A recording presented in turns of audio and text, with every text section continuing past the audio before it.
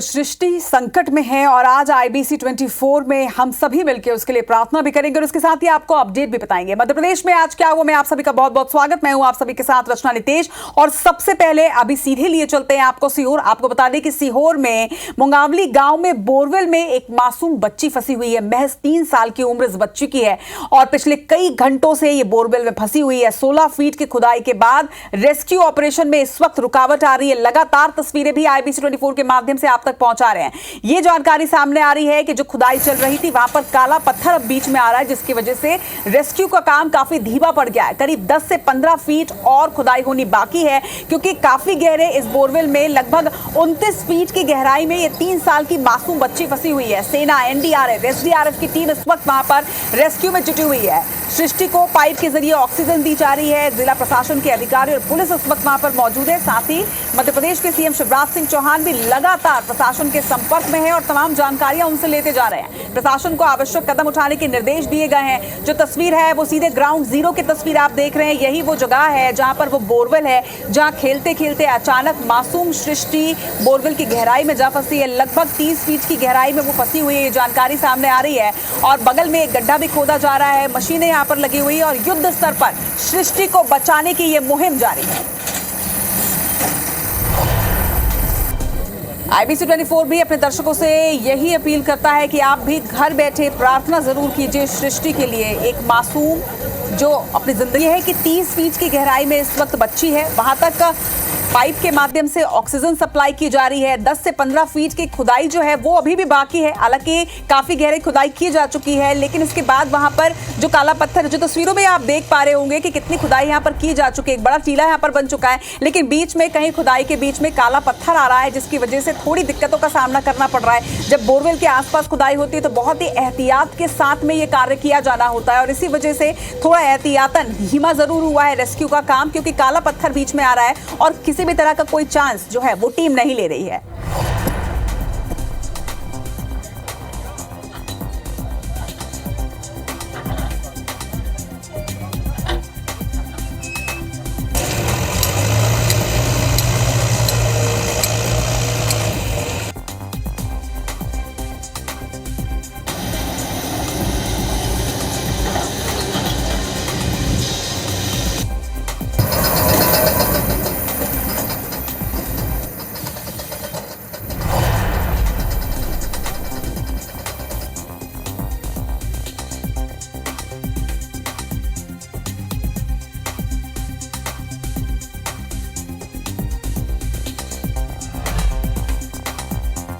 इस वक्त हम मौजूद है ग्राउंड जीरो पर। आप देख सकते हैं कि मेरे पीछे लगातार JCB की जो खुदाई चल रही है, बच्ची को बचाने की लगातार कवायद है।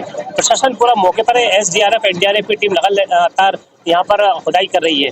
ऐसा बताया जा रहा है कि बच्ची जो है वो 30 फीट के आसपास फंसी हुई है। अभी तक कुल 16 फीट गड्ढे को खोदा गया है।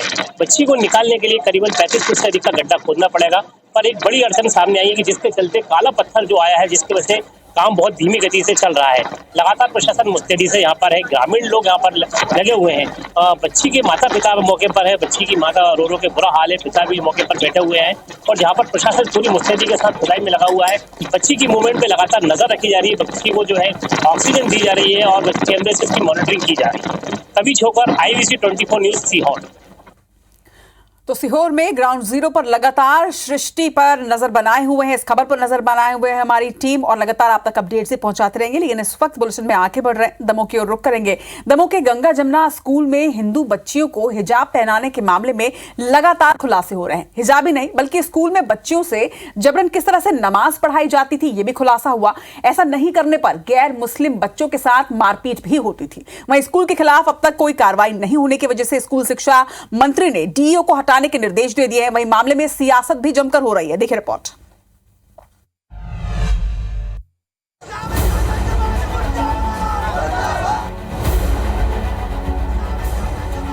हिजाब, नमाज और धर्मांतरण की साजिश। गंगा जमुना नाम की आड़ में दमोह के गंगा जमुना स्कूल प्रबंधन के इरादों की कलई लगातार खुलती जा रही है। कुछ बच्चों ने हिम्मत दिखाते हुए IBC 24 पर स्कूल की हर करतूत का कच्चा चिट्ठा खोला है। बच्चों के मुताबिक स्कूल में न सिर्फ हिंदू बच्चियों को हिजाब पहनाया जाता था, बल्कि उनसे जबरन नमाज भी अदा कराई जाती थी। विरोध करने वाले गैर मुस्लिम बच्चों के साथ मारपीट भी की जाती थी। स्कूल में हिंदू बच्चों को तिलक लगाने और रक्षा सूत्र बांधने की सख्त मनाही थी। ऐसा करने पर डांट फटकार से लेकर मारपीट तक की जाती थी। बच्चों का कहना है कि उन्हें मार मार कर अरबी उर्दू भी सिखाई जाती थी और हाँ, स्कूल में सिर्फ मुस्लिम प्रार्थना होती थी। अब तो पेरेंट्स भी अपने बच्चों को स्कूल से निकालने की बात कह रहे हैं। उर्दू में, अरबी में की शिक्षा दी जाती थी। ये शिक्षा आपको भी दी जाती थी? हाँ, दी जाती थी। क्या पढ़ाया गया आपको? अरबी पढ़ाते थे और उर्दू जो कोई नहीं पढ़ता था तो मारते थे। ऐसे कितने बच्चों के साथ मारपीट हुई वहाँ? बहुत से बच्चों के साथ हुई।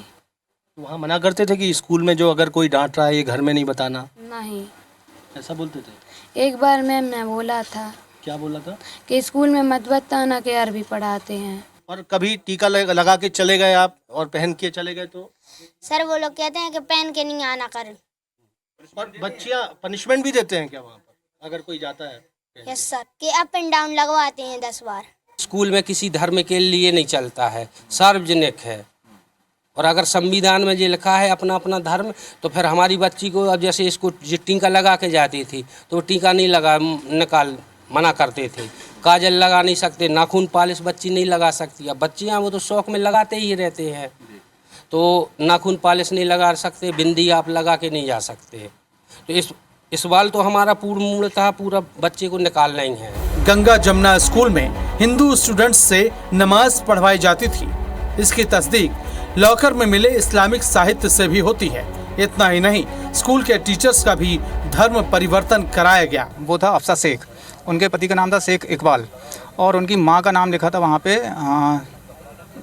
साहिल श्रीवास्तव। तो उससे ही दिमाग की बत्तियाँ एकदम जलने बुझने लगी कि ये क्या मैटर है, ये श्रीवास्तव हैं और इनका जो मायका है वो श्रीवास्तव पक्ष है और ये मुस्लिम है, यहाँ पे शेख लिख रही हैं। फिर आगे जब हमने सूची को और चेक किया तो एक टीचर और मिली तबस्सुम करके, जो जैन है, अब वो मुस्लिम बन चुकी हैं। एक अनीता करके मिली, उनके पति भी मुस्लिम हैं और उनका परिवार जो है वो यादव है। तो ऐसे कुल मिला के शिक्षकों का भी वहाँ धर्मांतरण देखा है कि कहीं ना कहीं उनको धर्मांतरित किया गया है। हैरानी यह है कि इतने खुलासों के बाद भी गंगा जमुना स्कूल पर कोई कार्रवाई नहीं हुई। डीईओ ने महज मान्यता निलंबित कर स्कूल को शो कॉज नोटिस जारी किया। इसी हीला हवाली के चलते स्कूल शिक्षा मंत्री ने दमोह जिला शिक्षा अधिकारी को हटाने के निर्देश दिए हैं। उधर स्कूल पर कार्रवाई नहीं होने से लोगों में नाराजगी भी बढ़ रही है। नाराज बीजेपी कार्यकर्ताओं ने डीईओ एसके मिश्रा के मुंह पर कालिख पोत दी। कुछ संदिग्ध टाइप के लोग थे और उन लोगों ने अचानक ये स्याही फेंक दी है और मैं उनके नाम तो नहीं जानता हूँ, पर वो लोकल दमोह के जमुना प्रकरण का कह रहे थे, जबकि न मुझे जांच की गई है, न मैंने कोई रिपोर्ट इस संबंध में पेश की है। जांच हाई पावर कमेटी को दी गई है। वहीं गंगा जमुना स्कूल के प्रिंसिपल और टीचर्स ने कलेक्ट्रेट पहुंचकर पूरे मामले की जांच की मांग की है। टीचर्स की दलील है कि उन्होंने सन 2000 में अपनी मर्जी से निकाह किया था। मेरा नाम दीप्ति श्रीवास्तव था पहले, तो इसमें किसी का कोई प्रेशर नहीं था, मेरी खुद की सहमति थी, मैं बालिग हो चुकी थी और ये संविधान भी मुझे अधिकार देता है कि मुझे धार्मिक स्वतंत्रता का अधिकार है। प्रशासन से मैं अपना पक्ष भी रखना चाह रही हूँ कि जो ये हम लोगों पर जबरदस्ती के इल्ज़ाम लगाए जा रहे हैं, आए दिन मीडिया, आए दिन पेपरबाजी की जा रही है, ये सब कुछ निराधार है। हमारे पास लीगल डॉक्यूमेंट्स हैं जो जांच में आप सहयोग करने तैयार हैं? बिल्कुल। गंगा जमुना स्कूल में सालों से चल रहे धर्मांतरण को लेकर प्रशासन भी सवालों के घेरे में है। प्रशासन को एनसीपीसीआर और एसपी की जांच रिपोर्ट का इंतजार है। कलेक्टर का कहना है कि इसमें विदेशी फंडिंग के एंगल से भी जांच की जा रही है। हम लोगों ने भी जांच कमेटी के लिए, क्योंकि जो कई सारे मुद्दे आए हैं फंडिंग से रिलेटेड, मान्यता से रिलेटेड, उसके लिए जांच अभी हम लोग करवा रहे हैं और बयान ले रहे हैं। एनसीपीसीआर की पूरी टीम आकर उनका पूरे सहयोग का, हमारे पूरे अधिकारी लोग उनके साथ रहे थे, वो अपना एविडेंस लेकर गए हैं और उनकी जैसी रिपोर्ट आती है उस पर कार्रवाई होगी। अभी तक उनकी रिपोर्ट उस मामले पे आई नहीं है। रोज हो रहे खुलासों और धर्मांतरण को लेकर सियासत भी गर्मा गई है। बीजेपी जहां कड़ी कार्रवाई की बात कह रही है, वहीं कांग्रेस बीजेपी नेताओं पर स्कूल संचालक को संरक्षण देने का आरोप लगा रही है। इस प्रकार की गतिविधियां जहाँ पे संचालित होगी, सरकार कड़ी कार्रवाई करेगी और हमने दमोह में कार्रवाई की भी है। और जहाँ जहाँ इस प्रकार की शिकायत आ रही है, सरकार बहुत सचेत है और हम उनके खिलाफ कार्रवाई करेंगे। इस प्रकार धर्मांतरण को सरकार प्रश्रय नहीं देगी। बहुत जघन्य घटना है और उस पर जितनी सख्त कार्रवाई जितनी जल्दी की जाना चाहिए ये अपेक्षा है सरकार से। मैं मानना नहीं रहा, क्योंकि सरकार खुद दोषी है। सरकार पे हमने दोष दिया है। शिवराज सिंह जी जवाब दें, 18 वर्ष से आप क्या कर रहे हैं, आपने क्यों नहीं रोका? और इसके लिए अगर दोषी व्यक्ति है तो शिवराज सिंह जी की सरकार है और शिवराज सिंह मुख्यमंत्री। गंगा जमुना स्कूल पिछले कई सालों से एक अभियान के तहत गैर मुस्लिम बच्चों को भी इस्लामिक तालीम दे रहा था। हैरानी ये है कि आखिर शिक्षा विभाग के अधिकारियों ने शिकायतों पर कभी गौर क्यों नहीं किया। मामले के खुलासे के बाद भी महज मान्यता निलंबित करने की खानापूर्ति से भी प्रशासन सवालों के घेरे में है। दमोह से विजेंद्र पांडे के साथ ब्यूरो रिपोर्ट, IBC 24 भोपाल। और अब एक सवाल कि क्या सिस्टम इतना बेरहम हो सकता है कि उसे मासूम बच्चों की सिसकियां और बुजुर्गों की तड़प का एहसास तक ना हो। दरअसल नरसिंहपुर के भगत सिंह वार्ड में प्रशासन ने कई घरों और गुमटियों की अतिक्रमण बताकर ठहा दिया, जिसके बाद लोग खुले आसमान के नीचे रहने को किस तरह से मजबूर हैं, ये तस्वीर भी आपको दिखाते हैं और इस पर रिपोर्ट भी। खुला आसमान, मलबे का ढेर, बन चुके घर, सड़क पर खाना, सड़क पर सोना, तस्वीरें नरसिंहपुर की है, जहां के भगत सिंह वार्ड में प्रशासन ने अतिक्रमण हटाने की कार्रवाई की। इस दौरान दशकों से रह रहे लोगों के घरों को बुलडोजर से तोड़ दिया गया। बगैर नोटिस की हुई कार्रवाई के दौरान लोग अफसरों से मिन्नतें कर रहे, लेकिन किसी का दिल नहीं पसीजा। लोगों का आरोप है कि एक रसूखदार को फायदा पहुंचाने के लिए उनके घर तोड़े जा रहे हैं। 4 महीने बाद टूटेंगे हमारी टपरेंगे, हम 4 महीने में इंतजाम कर लेते। अब ऐसे पड़े हैं रोडों पे, न कोई यानी कि अधिकारी आ रहा, न कुछ आ रहा। कोई हमारे घर के दरवाजे खिड़की कुछ नहीं खाली करने दिया। वहीं अधिकारी पीड़ितों को प्रधानमंत्री आवास योजना का लाभ दिलाने की बात कह रहे हैं। सभी पात्र पाए गए हैं और सभी को हम प्रधानमंत्री आवास योजना के अंतर्गत हम राशि अंतरित जल्दी कर देंगे। पीड़ितों को भविष्य में भले ही सरकारी योजना का फायदा मिल जाए, लेकिन वर्तमान में वो अपने परिवार के साथ कहां रहेंगे, इसका जवाब प्रशासन के पास फिलहाल नहीं है। जबलपुर नगर निगम अपने कर्मचारियों की जीपीएफ की राशि तो काट रहा है, मगर जीपीएफ की राशि भविष्य निधि के खातों में जमा ना कर बल्कि बैंक खाते में बचत खाता खोलकर जमा करवा रहा है, जिसकी शिकायत कर्मचारियों ने अब वित्त विभाग, मानव अधिकार आयोग से लेकर प्रधानमंत्री कार्यालय तक भी की है।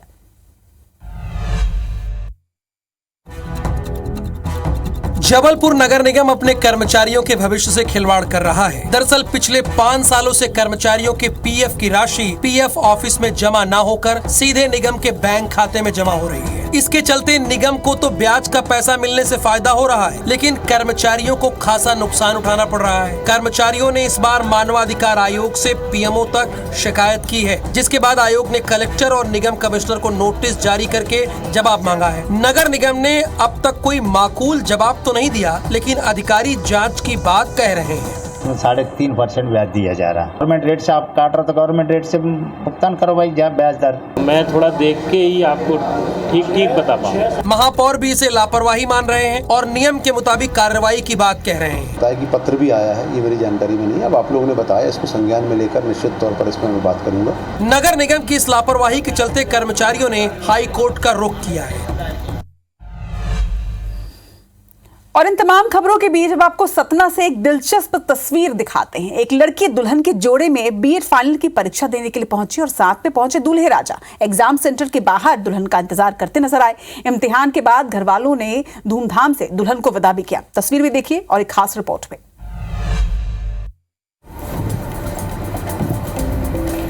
दुल्हन तो दिख रही है, मगर मंडप कहाँ है? हैरान मत होइए, ये दुल्हन विदाई से पहले परीक्षा देने पहुंची है। तस्वीरें सतना की है, जहां की नमिता अवधिया और बिलौधा गांव निवासी हिरेंद्र अवधिया की 5 जून को शादी धूमधाम से हुई। मंगलवार को विदाई थी, लेकिन वर पक्ष को पता चला कि दुल्हन का बीएड फाइनल का इम्तिहान है, तो उन्होंने दुल्हन को परीक्षा देने की इजाजत दे दी। फिर क्या था, दुल्हन शादी के जोड़े में ही परीक्षा केंद्र पहुंची और परीक्षा में बैठी। वहीं दूल्हे राजा परीक्षा केंद्र के बाहर दुल्हन का इंतजार करते रहे। इनसे मैरिज हो रही है, उनका नाम है नमिता अवधिया। उनका करंटली एग्जाम आज 6 जून को बीएड का लास्ट एग्जाम था। एजुकेशन को पहले प्रायोरिटी दिया है। कई लोग कैंसिल करा देते हैं, इन्होंने कैंसिल नहीं कराया, जल्दी जल्दी सब कुछ कराया ताकि मैं एग्जाम दे सकूं। परीक्षा के बाद नमिता अपने पति के साथ ससुराल के लिए रवाना हुई। खास बात यह है कि परीक्षा के लिए दोनों पक्षों ने उसे शादी की व्यस्तता के बावजूद पूरा टाइम दिया।